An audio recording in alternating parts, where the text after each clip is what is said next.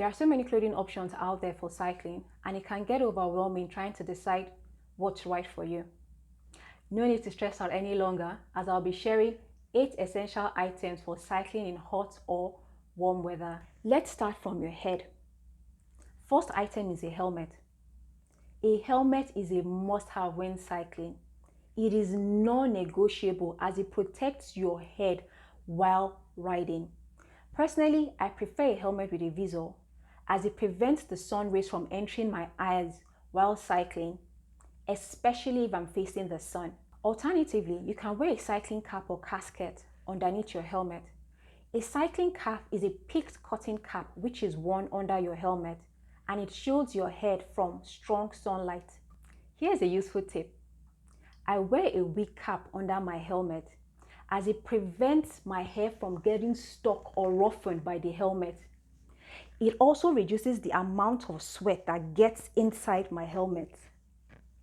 Ta-da! For your face, you need cycling glasses as they help you see better when it's sunny, and it prevents insects, dust, or small particles from getting to your eyes. Disclaimer, while I highly recommend using cycling glasses, I don't use them because I wear prescription glasses to help me see better while riding. For your torso, you need a top or t-shirt. I prefer wearing a sleeveless or short sleeve top or t-shirt as I sweat a lot. I also prefer wearing a high neck top as I don't like flashing my cleavage when cycling. What's important here, however, is to wear what you feel comfortable and best in. Do note that depending on the material of the cloth, it may show when you are drenched in sweat. As I got more serious with cycling, I opted to get a cycling jersey. The material is super breathable, lightweight, and dries quickly, thus keeping you, the cyclist, cooler and more comfortable. Cycling jerseys are designed to fit like a second skin to reduce air resistance, thus allowing you, the cyclist, to move faster. Please note that fully closing the zipper in front allows you to achieve this better, and it's more aesthetically pleasing. Initially, I had an issue with the tight fit of the jersey as I had a bit of a tummy. Later on, I decided to work on it by improving my eating habits and working out at home. Cycling jerseys typically have 3 back pockets for storage of items like phone, pump, and snacks, and they are easily reachable with your arm. I usually prefer to place my hanky in there so that I can easily reach it to wipe off sweat from my face. It might come with a zip to keep your valuables and money safe.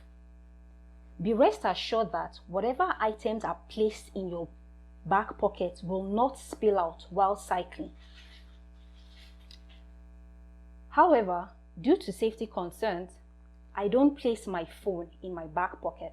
Brand new jerseys can be pricey, but you can get reasonably priced ones from Alibaba.com. My brother opted for this and he got a really sweet deal with them. I, on the other hand, was looking to save costs and I opted to get second-hand ones. If you opt to get second-hand ones, make sure you buy the right size and wash thoroughly before wear. You'll also need a fanny pack or a knapsack. You can place your earbud, snacks, identity card, power bank, charging cable in your fanny pack or knapsack. Just ensure that it's not heavy, otherwise it will slow you down and make you uncomfortable. For your hands, you need cycling gloves. They give you a good grip of the handlebars when cycling. Also, speaking from experience, in the event of a crash, they protect your hands. For your legs, you need shorts or trousers. I prefer shorts as it's easier to move freely when cycling, plus I find that it's more comfortable. If I opt to wear something long, I usually go for dark colored joggers. Here's a useful tip. Your shorts or trousers shouldn't be so tight that it rips when you're swinging your leg over the saddle or while cycling. If you want to up your cycling game, you can opt for cycling shorts, also known as chamois. It's a short skin-tight fabric that is designed to improve your efficiency and comfort while cycling, as it provides the right amount of breathability and wind block. It also has extra padding to reduce chafing or discomfort while riding. Chafing is that feeling of soreness or irritation you feel in your crotch from pedaling. Let me quickly share 3 tips about cycling shorts. First tip, you go commando when wearing cycling shorts, meaning you don't wear underwear, as the shorts are designed to fit seamlessly against your skin. Besides, wearing underwear in your cycling shorts will cause chafing and you will have visible panty lines. Second tip, to save money, you can opt for second-hand cycling shorts. However, please always wash thoroughly before wear. Third tip, the padding designs in cycling shorts differ for men and women. So make sure you are buying the right one so you can ride in comfort. For your feet, you will need socks. A pair of socks ensures that your feet are comfortable when riding. I prefer long socks as I've had a few scratches while riding, and wearing long socks has helped to reduce this. Let me know in the comments if you prefer wearing long socks or short socks when cycling. You would also need trainers or sneakers. Trainers are great if your bicycle has flat pedals. Wear a pair of trainers that will give your feet a good grip, but not so tight that it will give you foot cramps while cycling. Here are 2 useful tips. First, because brand new trainers, especially from popular brands, are usually very expensive, you can opt for second-hand ones in good condition. Just ensure to clean them properly before wearing them. Second, it's not advisable to wear open toes like flip-flops and sandals while riding, as you may scruff your toes, which can be very painful. You'll have to wear cleats if your bicycle has clip-in or clipless pedals. Buy cleats connect the soles of your shoes to your pedals so that the push-pull motion of your feet take you further, faster. I haven't tried out cleats yet, as all the bicycles I've ridden thus far have flat pedals.